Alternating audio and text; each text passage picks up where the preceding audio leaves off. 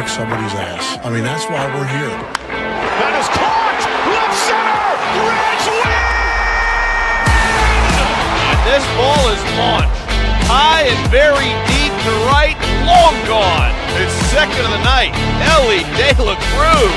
Short lead for Pena. Larkin drills it. Do you believe this? It's going to be gone!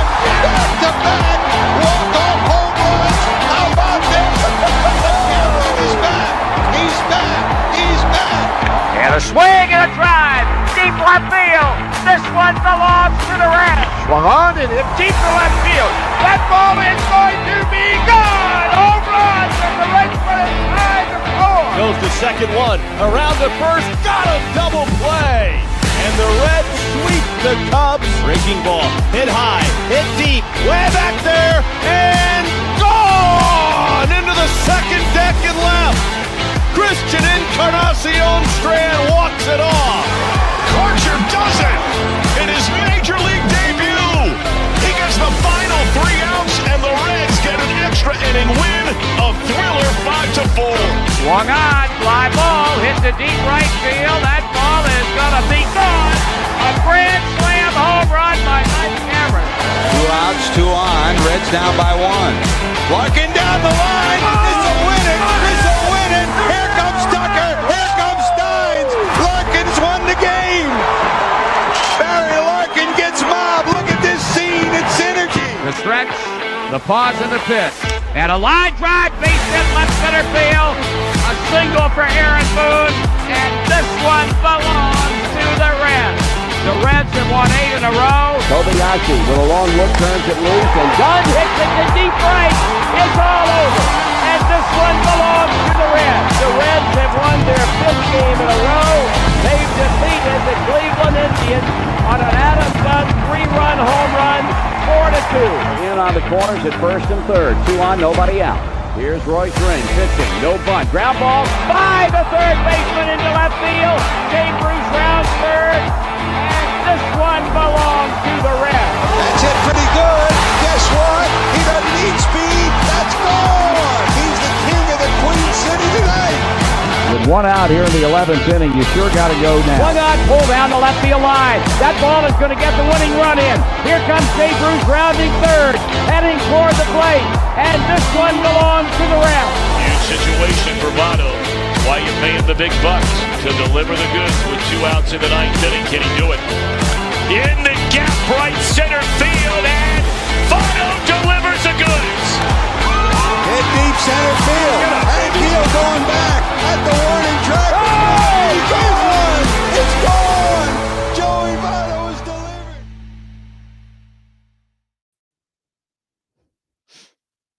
Welcome to another late edition of Chatterbox Reds pregame show. I'm Alex. He's Sam. Sam, have you had your extra cup of coffee tonight? Your energy drink that will go. We sponsor energy drink. You know who you are. We'll take an energy drink sponsor here at Chatterbox. Sam, what's going on?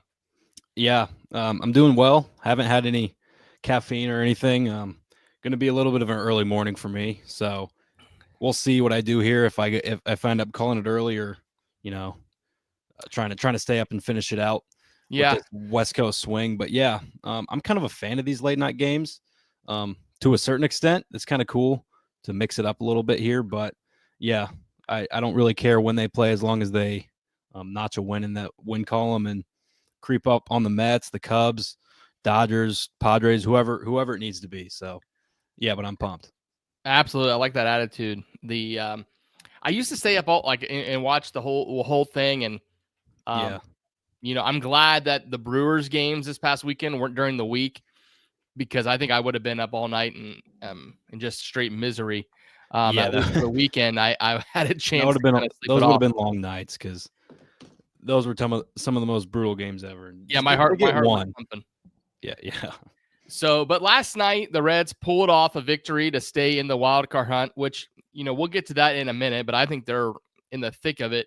But I'm going to be the consistent optimistic person here. Not between you and I, Sam, but I'm the resident optimistic Reds fan. So they stay in it last night. TJ Friedel leads the game off with a hit.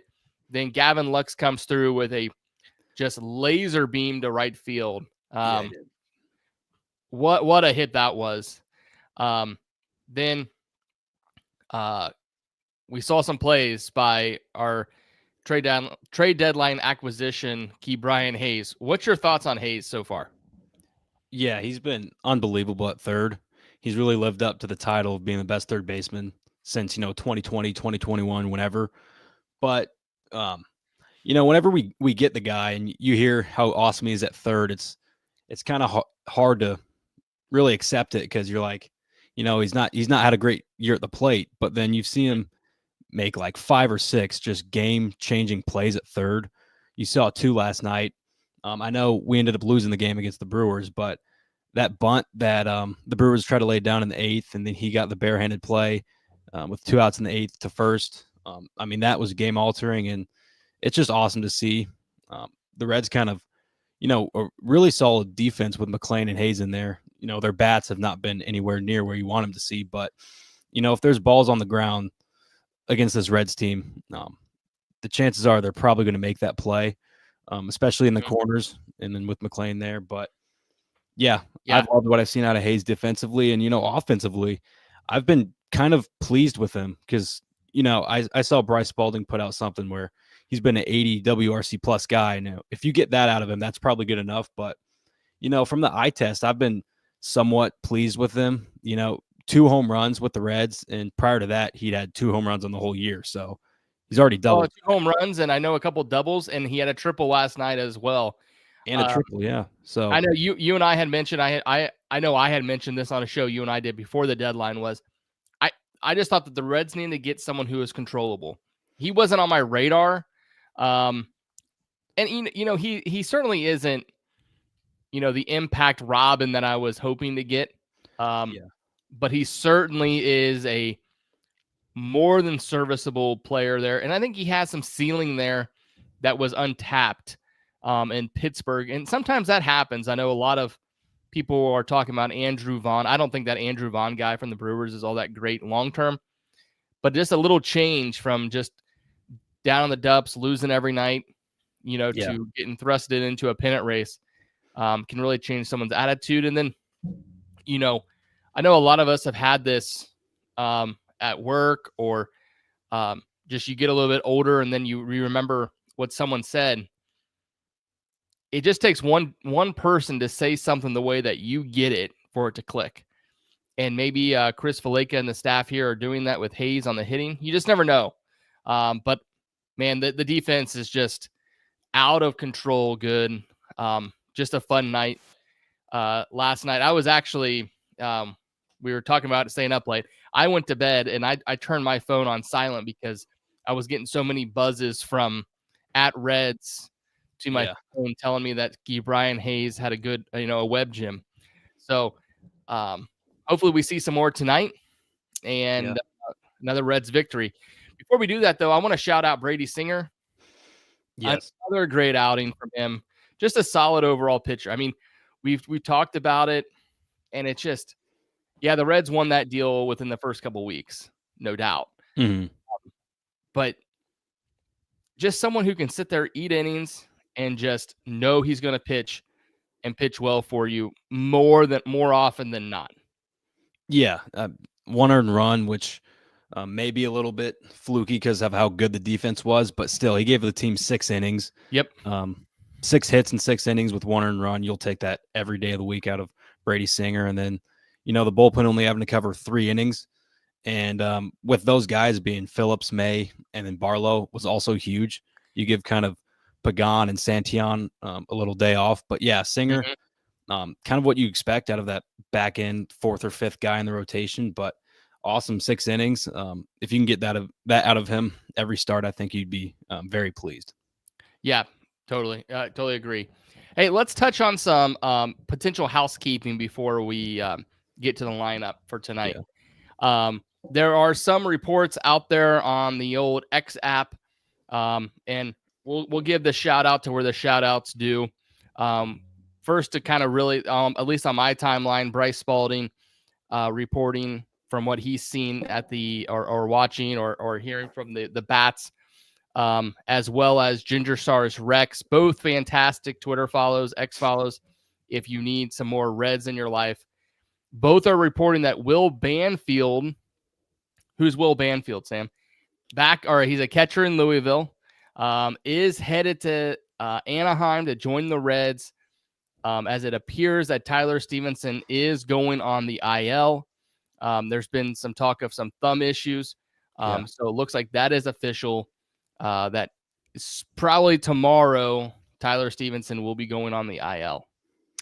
Yeah, and on the broadcast last night, they made it a point to show him kind of catching, warming up Singer in between innings to kind of show the progress being made. And I guess there's maybe a setback with that, because they kind of alluded to the fact he's probably, getting ramped up a little bit. And they mentioned how he might catch a bullpen later on, but I guess the thumb isn't where it needs to be. So that's why you see Trevino back here in the lineup hitting seventh, catching.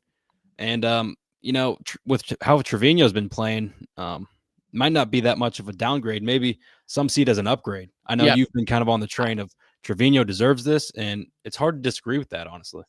I was getting some hate, and I was kind of going back and forth with a few guys on X today, this morning. But yeah, I don't really see it as a huge downgrade. Not at all. The only downgrade I see is now your backup is Will Banfield. Yeah. No disrespect to Will Banfield and his family. It's just when you and Lance George, I just see this. Stevenson will be gone for the year, probably, or he'll be gone next year. I hope so. He'll probably be gone the rest of this year as well, just from the injury. Who knows? Hopefully it's not too bad. But when you have Banfield as your backup, now you're really getting testy. So I'm really hoping, Sam, and I want to get to this at the end, but I think it's a perfect time to talk about it right now. I'm thinking the Reds need to potentially get 2 waiver pickups. We saw the Reds a couple years ago pick up Harrison Bader, Hunter Renfroe right at the end of August. These teams are going to be dropping players on the waiver wire the next week or so. It's the 19th today. We'll see that over the next 12 days or so. I'm really hoping the Reds, not only they need to get a relief pitcher for sure, but I'm also interested in what kind of waiver wire pickups will be available at catcher. It's worth a thought. Thoughts on that? And at the end of the day, it's waiver wires, so you're not expected to get a ton of production. But, you could have a flyer pickup and ends up being a really solid pickup there. Catcher's probably a good idea with Stevenson here. But kind of, not to go away from this point, but to back you up a little bit with Stevenson on how you like Trevino playing.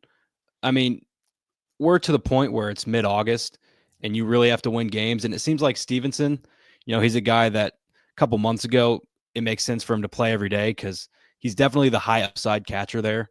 Last year, 19 bombs, and the upside, he'll provide you more in that field rather than a 30-year-old catcher in Trevino who's kind of defensive orientated. But we're to the point where you have to win games. And I think Trevino, what he did Sunday against the Brewers, he was probably the most impactful player that day other than Abbott. So upside doesn't matter at this point when you have to win games and the standings are this close. So, but yeah, waiver wire is probably going to be active here in the next couple of days. Mid to late August is kind of when that starts to ramp up. Think back to Bader and Renfroe a couple years ago, which they didn't pan out at all because at the end of the day, they're waiver wires. But, I think I would definitely expect this team to make a couple, at least one probably. Like to see the catcher probably, and then bullpen for sure. But you just really never know what you're going to get out of that. But, you saw a guy like Lowe from the Nationals just get picked up by the Red Sox. And I'd say he's a above average bat in the league here. And I know guys like that might not fall on the waiver wire again, but who knows? If a guy fits the Reds' needs, I think Krall is probably going to jump all over that. Yeah, it kind of goes a little quieter because it kind of came pretty abrupt, but our own, not our own anymore, former Red Jake Fraley picked up today by the Braves. Yeah. I think that was exactly what that was. It was a procedural move to get him off the roster. And he was picked up via the waiver wire by the Braves today. It just comes across strange when you say designated for assignment. Pretty sure that was just procedural. They just got him out a day or two early before the rest of the waiver wire players hit. Let's see. I do see a couple items here. You want to mention this as another housekeeping item too, because this is probably pretty noteworthy with Stewart playing first for the Bats. Yeah, I did see that. I know he's played a little bit there, but recently everyone's like, well, why is he still playing third? Why is he still playing third? But tonight he is playing first base. I do believe this is actually his first game there. Is it his first game this year? Okay. I might be wrong, but someone in the comments can get that. But I know he's been taking reps in there and might lead you to believe that, next coming week, maybe. I don't know. Steer's been awesome defensively, but you'd like to get I'm that. interested to see where Sal ends up. Yeah. I'm not the tallest guy in the world at all, but I saw Sal Stewart at the Reds Caravan at the Hamilton stop. Same, I'm telling you, the guy's not tall. Small strike zone. It's gonna. Well, help I'm him. just talking about as a first. Like he doesn't to me. Oh yeah, Steer's He's not tall doesn't either. Profile as a first baseman.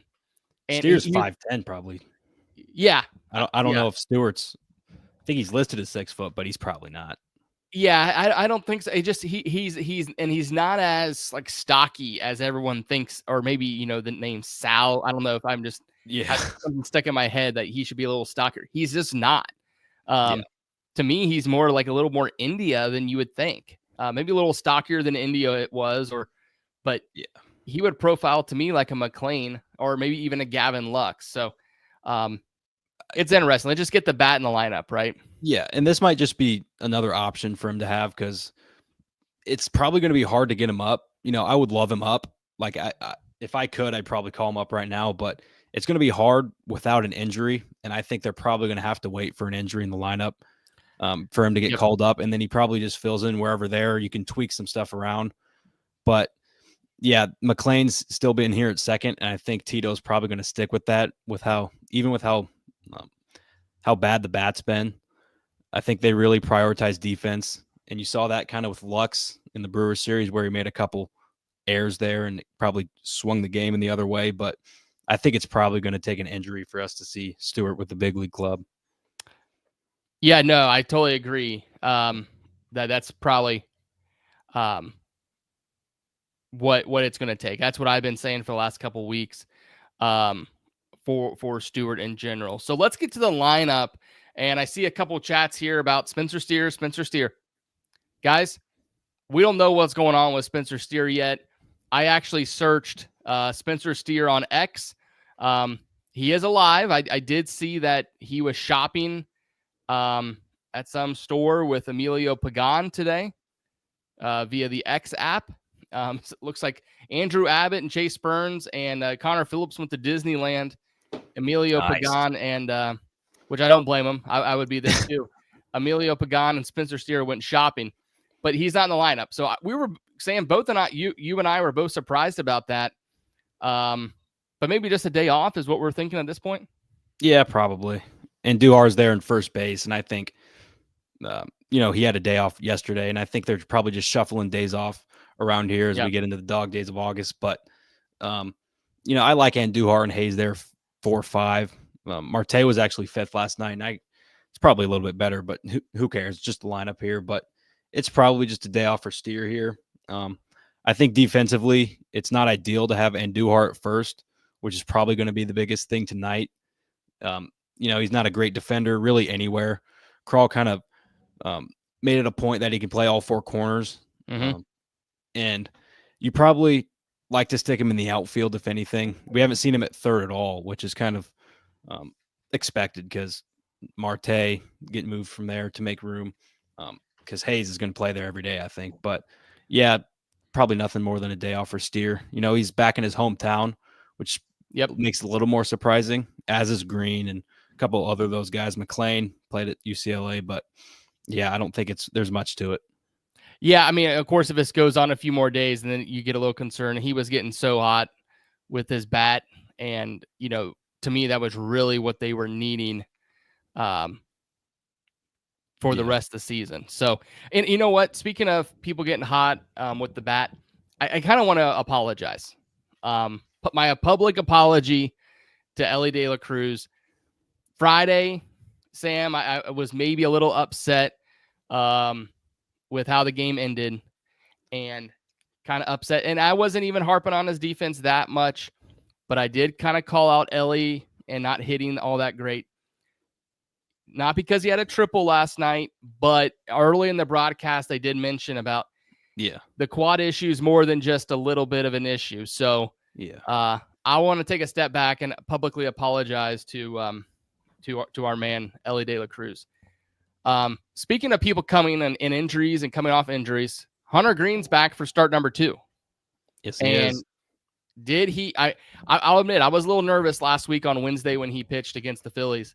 Yeah, what a start! And let's see if he can repeat it tonight. Yeah, he was awesome against the Phillies. 6 innings, only 3 hits and 0 earned runs in his first start back. And I was on the same page. First start back in forever, early June, I believe, and he just came back to his old self. He was awesome, and he struggled a little bit in AAA. And there's probably not much to that. He's kind of just getting his pitches in, getting some reps, but. Yeah, he was amazing against the Phillies. He's going to face a pretty underrated lineup in the Angels. I think they got kind of guys down their whole order. Yep. We mentioned Joe Adell as a guy we might like to add, and he's batting like 6th for them. So they've got a pretty full lineup. And I'm really confident in him tonight. Abbott and Greene, they've been kind of the 1-2. And you're not going to see Abbott this series, but Greene is, like you said, starting tonight in his somewhat hometown. And he's from the LA area, so I'm sure he'll have a good amount of fans here, friends and family. Friends and family, yeah, absolutely. And then, we saw him against the Dodgers in one of his first starts, and he won't be in the Dodgers series this week, which is next, I believe. But we're going to see him versus the Angels. No, Arizona. They go to Arizona and then up to LA. Yeah, I mean, so good on the AI schedule makers for having the Reds go to Anaheim and then down to Arizona and then back up to LA. Yeah, doesn't make too much sense there, but yeah, we're going to see Greene tonight. I expect a lot out of him. Hopefully we get at least 6 innings out of him so we can get, you don't want to have the bullpen go like that again, but you pump for Greene as well? Oh, yeah. I mean, anytime we get to see him, I'm excited, just to watch him. But to be straight with you, I'm a little, these games at the end of the season, especially when the Reds are in the hunt, I just get a little more anxious no matter who's pitching. So, no, I'm looking forward to it. He gives us a great chance to win. And just when he does pitch well, it's like Greene, Abbott, Lodolo if healthy, and then for our potential playoff rotation. But let's keep winning games, and then we'll talk about playoffs at the end of September. And we did kind of get a little bit of an update on Lodolo on the broadcast the other day. Did we? I must have missed a little bit. I don't think he's throwing his off-speed stuff. I think fastball, changeup, none of that slurve, just to kind of make sure that the blister issues kind of healing up. But yeah, that top 3 is one of the best in the league. So you don't want to think too far down the line and think about the playoffs, but that's a pretty lethal 1-2-3 in in the wild card 3-game series, and it's going to be hard to beat. So if the Reds can just get there, the Mets kind of putting it on the Nationals right now, who are we're 1 game back of. So absolutely. Fully healthy, this team is pretty scary. Yeah. So the speaking of that, let's go ahead and let's run through the scoreboard there with the Nationals and the Cubs. If you got it, I have it here. If you don't, Sam. Yeah. The like Sam mentioned, the Mets are winning 7-1 in the top of the 9th. The Nationals, I mean if the Reds don't make the playoffs, the National Series is going to come back and to bite them, because the Nationals are not good, and the Reds always tend to have problems with them. So that'll end up not looking great on the old resume. Good thing this isn't a college football playoff, or the Reds may get bounced. It was Shout 7-0 last I checked, so 7-1. Now 7-1. Yep. They're coming back. And then the Cubs just took the lead in the bottom of the second against the Brewers. It is 2-1 Cubs in the bottom of the second. Now, the Padres and Giants play late at 9:40, right as the Reds start. So again, really it's go Brewers, go Giants, and go Nationals this week until, of course, the series switch this weekend. So I think all three spots are up for grabs. I'm not saying the Reds are going to take over the Cubs, but certainly the Padres could overtake the Cubs. The Cubs could go third. The Reds, it's all a game. There's plenty of season left. Now, every game matters. Trust me. Like I said, I'm getting a little anxious just watching each game, but it's going to be a fun last 3 or 4 weeks here, starting really, I guess, tonight. Yeah, it really is. And you mentioned the Cubs and the Mets, and the Padres, I think, are probably, or at least in my eyes, they're kind of out of the sights a little bit. They've just been awesome this half. And who are they playing right now? Who are the Padres? Yeah, the Padres are playing the Giants, but okay. The Reds are only 3.5 back from the Padres. Yeah, and the Padres about a week ago took first place in the NL West, and I think everyone kind of just assumed they were kind of out of it. So who knows? Padres, then they got swept by the Dodgers. Yeah, and the Dodgers and Padres, I kind of expect them to just kind of go back and forth as we end it here. And I think the Padres, we might look too much into the strength of schedule stuff, but I think they might have one of the easier ones, if not the easiest strength of schedule left. If that plays anything into it, who knows? The Reds a couple of years ago it had one of the easier ones. Yep. And they completely choked it, and now they have the hardest. So you love for it to be the other way around and us dominate. But if strength of schedule has anything to do with it, it would definitely favor the Padres. And I think that's why a lot of the, prediction stuff with the percentages have the Reds, way lower, even if we're only one game back. I think we're at, 17% or something right now. Mm-hmm. So, but we play the Mets, we play the Padres, we play the Cubs, we play all these teams again. So, a sweep could go a long way, obviously, when it comes to September ball. You can make up 3 games just like that. So it's definitely going to be a fun, last stretch of the season. But we got the Angels here tonight, and I know you mentioned it. Just win the games that you can control right now, because we have 37 some games left, and it gets too hectic kind of scoreboard watching every game, the whole National League. Oh, but it's so fun, It is. This is better than, there's a there's a fun cartoon that went around town a few years ago. I think I've seen it for probably about 10 years now, but it's a cartoon of Rosie Red, Mr. Redlegs, and Houday, the Bengals mascot. Yeah. And Rosie Red is sitting on a bench with Houday with his arm wrapped around her, and Mr. Red is sitting back with his arms crossed, upset she's sitting with him. Yeah. And I always think it's funny when the Red season's going down, the Bengals are starting up. I always post that. Yeah. But hopefully we get to week 1 of the NFL season and the Reds are still in this, and it'll make it for a fun early fall, because we all deserve it here in Cincinnati and in our surrounding neighborhoods of Kentucky, Indianapolis, West Virginia,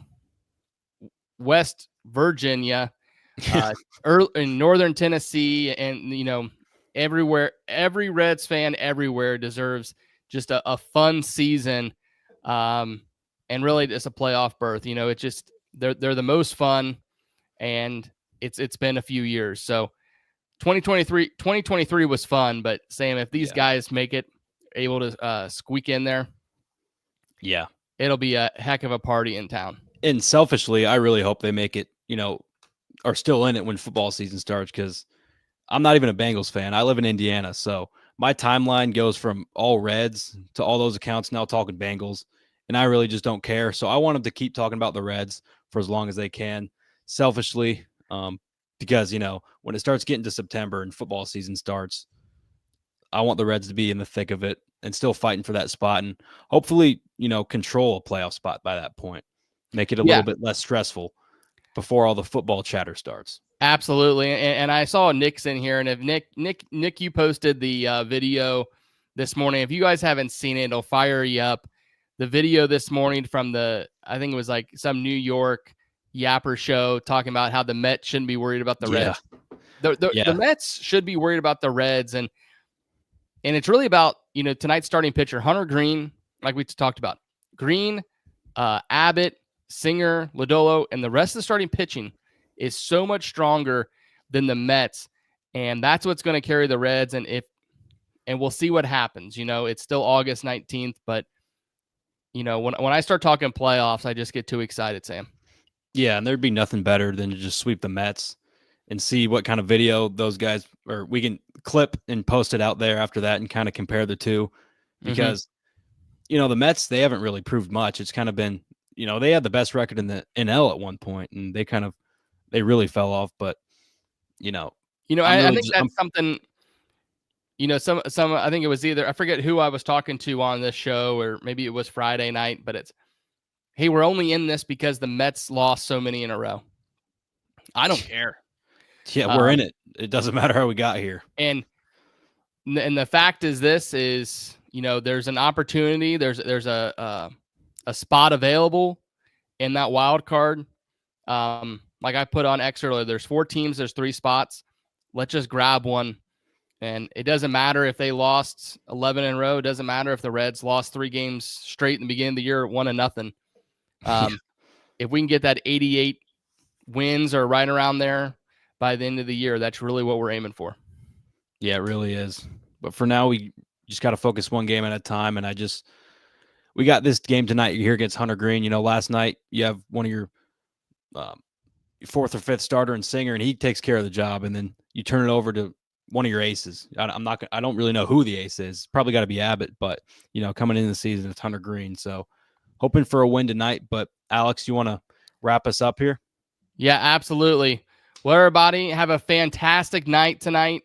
Have a good time watching the Reds. Hopefully we see a couple hits from our main man, Elly, a couple hits from our budding superstar, Noel V. Marte, and a couple web gems from the best midseason acquisition we've seen since Trevor Bauer. Sam, out there. Go Reds. Go Reds, everybody.